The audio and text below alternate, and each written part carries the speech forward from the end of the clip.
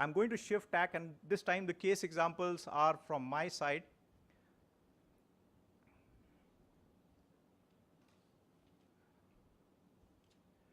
Okay. So this is about a 50-year-old lady who had headache whenever she was reading, and she said it's been happening for the last 1 year. She was not using any near vision glasses. Her last eye checkup was 2 years back, and pressures were 14 and 16 millimeters of mercury at that point of time. No significant medical history. She was using lubricating eye drops off and on, and she gave no family history of glaucoma, at least when the optometrist saw her. She had the best corrected visual acuity of 6.6 and N6.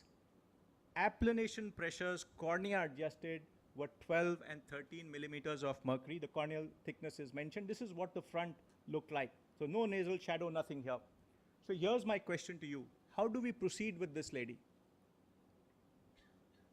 So mind you, a general examination like this at the slit lamp is not adequate. Anybody 40 plus needs to have a von Herix done also. And the moment we did a von Herix, there was adequate anterior chamber depth here, but what we found was that there was evidence of shallowing here. So we went ahead and did a gonioscopy for this lady. So this is the right eye, inferior angle wide open. The left eye showed a peripheral convexity of the iris. We did an indentation and we picked up some goniosynechiae over here. Left eye, the angle was wide open inferiorly, but when we looked at the superior angle, we picked up goniosynechiae here, and when indentation was done, we picked up patchy pigmentation over here. So having looked at this, our diagnosis now was primary angle closure, and in the clinical variant, we said she had the intermittent angle closure. And we also learned this. She said, my daughter is now in London. I Skype her regularly, and that's the day when my headaches are much more frequent. So what we felt was that because of accommodation, the lens iris diaphragm moving forward during that time, the angle closure was happening. So we suggested a laser PI to her. And then she came back and said, you did a laser PI for my father also in 1997. This is a history that she did not give the optometrist, who specifically asked, because in our system, a negative history is essential. This will happen with patients. So just because somebody who's doing your preliminary workup has mentioned no family history or no asthma doesn't mean the patient is not an asthmatic. So glaucoma specialists by nature are doubtful. They never trust anybody. I hope they don't try that on their spouse, because just because the patient, look at the visual field test. Patient has pressed a buzzer because he feels he's seen the light, but it doesn't actually mean that he's seen the light. Patient has not pressed the buzzer, doesn't mean he's not seen the light. So you got to be very careful here. So we did a laser PI for this, and we added family history to our working diagnosis. Now, traditionally, and Dr. Patel is going to carry this forward, based on the intraocular pressure, the iridotrabecular contact, and the optic disc changes, angle closure is now, the first diagnosis is usually based on these three parameters. But let me warn you, different institutions follow different nomenclature for angle closure. Different states and different parts of India follow different classifications. Different countries follow different classifications for angle closure. Having worked with 2 generations of glaucoma specialists in India and seeing the next generation come after me, I can only assure you that the problem with nomenclature is persisting in our country also. Take a look at this. Patient of 46 years with narrow angles, went for a routine eye examination. Pressures were 17 and 15, shallow chambers, normal disc. The initial diagnosis was primary angle closure suspect, and the patient was offered treatment versus no treatment. A few days later, the patient had mild pain, heaviness, and discomfort, went for an eye examination, and pressure was found to be 24 and 32 millimeters of mercury. There was shallow anterior chamber, disc was normal, and now the diagnosis was primary angle closure, and the patient was advised a laser iridotomy. Now look what happens here. From a patient's perspective, 2 different diagnoses within a period of 1 week, 2 different treatment options, the patient is obviously going to get confused.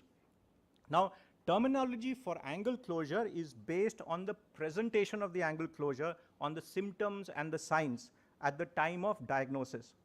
It should not be taken to represent a particular form of angle closure, because signs and symptoms are simply descriptive phenomena that is being used. So I'm now on my second talk, so just allow me another 5 minutes. Now see what happens again. Same patient, now a few weeks later, has blurred vision, and the pressure is now documented significantly high. 52 and 23 millimeters of mercury, shallow chambers, normal disc. Diagnosis is now primary angle closure, but because the pressure has been on the higher side significantly, medical treatment has been advised, a laser iridotomy has been advised, and the doctor, to protect himself, has said, after the laser, you might need a glaucoma surgery because the pressure has been documented so high. So now what's happening? From a patient's perspective, more confusion within a matter of a week, 2 weeks, or 3 weeks.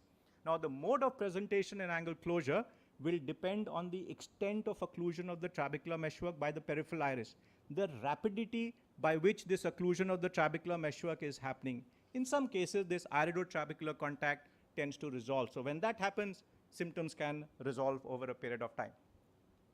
So primary angle closure suspect is when the intraocular pressure is normal, in the normal range, no iridotrabecular contact, and the disc is normal, you find a narrowing of the angle. Typically, all narrow angles do not lead to closure. So the question is, are you going to treat all narrow angles or not?